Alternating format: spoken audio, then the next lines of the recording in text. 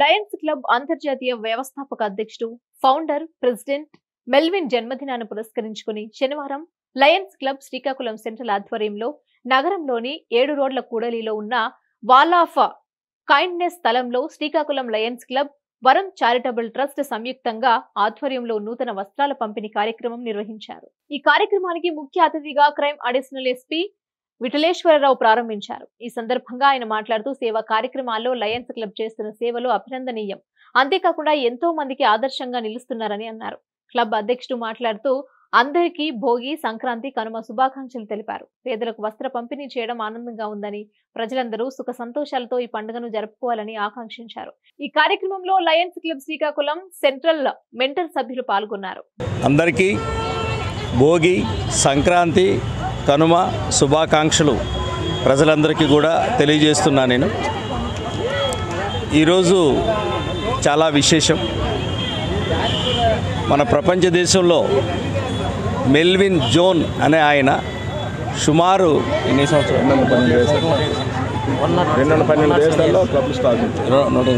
108 సంవత్సరాల క్రితము Lions club అనేది ఆయన ప్రవేశపెట్టి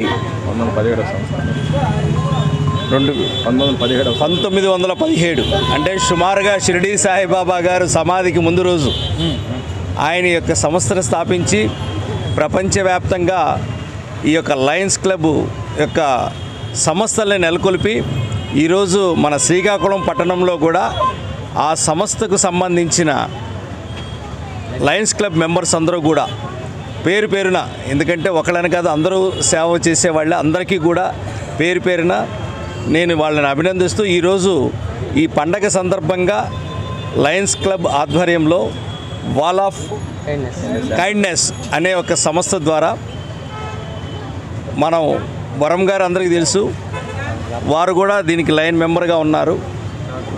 చారిటబుల్ ట్రస్ట్ కింద ఈరోజు పేదవాళ్ళందరికీ కూడా చీర, లుంగి, ఒక టవలు వస్త్రదానం చేయడం జరిగింది. ఈ యొక్క అద్భుతమైన కార్యక్రమానికి లయన్స్ క్లబ్ వారు ముందు ఉండి ఈ యొక్క చక్కగా ఈ కార్యక్రమాన్ని నిర్వహించి ప్రజలందరికీ కూడా, పేదవాళ్ళందరికీ కూడా పంచడం జరుగుతుంది. మరి నేను కూడా ఇప్పుడే ఈ లయన్స్ క్లబ్కి ఇప్పుడే వచ్చాను. నేను ఇక్కడ చాలా రోజుల నుంచి చాలా చక్కగా ఈ మెంబర్స్ అందరూ కూడా ఈ యొక్క చక్కటి సేవా కార్యక్రమాన్ని చేస్తున్నారు. ఇంకా ముందు ముందు కూడా ఇటువంటి అద్భుతమైన కార్యక్రమాలు చేయాలని మనస్ఫూర్తిగా కోరుతూ వారికి ఎప్పుడు కూడా భగవంతుడు ఆయుష్, ఆరోగ్యం ఇవ్వాలని కోరుతూ మరి అవకాశం ఇచ్చిన నాకు మరొక్కసారి వాళ్ళందరికీ కూడా ధన్యవాదాలు తెలుపుతూ సెలవు తీసుకుంటున్నాను. అందరి చూపు ఏపీ ఎన్నికల వైపే. 4 పార్టీలు, 175 స్థానాలు. అందరి ఆశ ఒకటే, అందరి ఆశయం కూడా ఒకటే, అదే గెలుపు. మరి ఆ గెలుపు వరించేది ఎవరిని? ఎన్నో సర్వేలు, మరెన్నో రిపోర్ట్లు, పండితుల పంచాంగాలు, కోట్లలో బెట్టింగులు. 175 సెగ్మెంట్లో ఎవరెక్కడ గెలుస్తారో, సీఎం ఎవరవుతారో చెప్పడానికి చిట్టి రెడీగా ఉంది.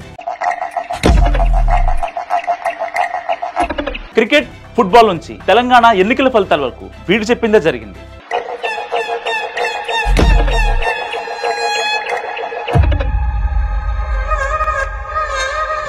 ఏపీ అసెంబ్లీ ఎన్నికల తర్వాత అసెంబ్లీ గేటు తాకేదెవరు, మరో 5 ఏళ్లు ప్రతిపక్షంలో ఉండేదెవరు తెలుసుకోవడానికి నేనెంత ఎగ్జైట్మెంట్తో ఉన్నా, చెప్పడానికి చిట్టి కూడా రెడీగా ఉంది. మరి మీరు?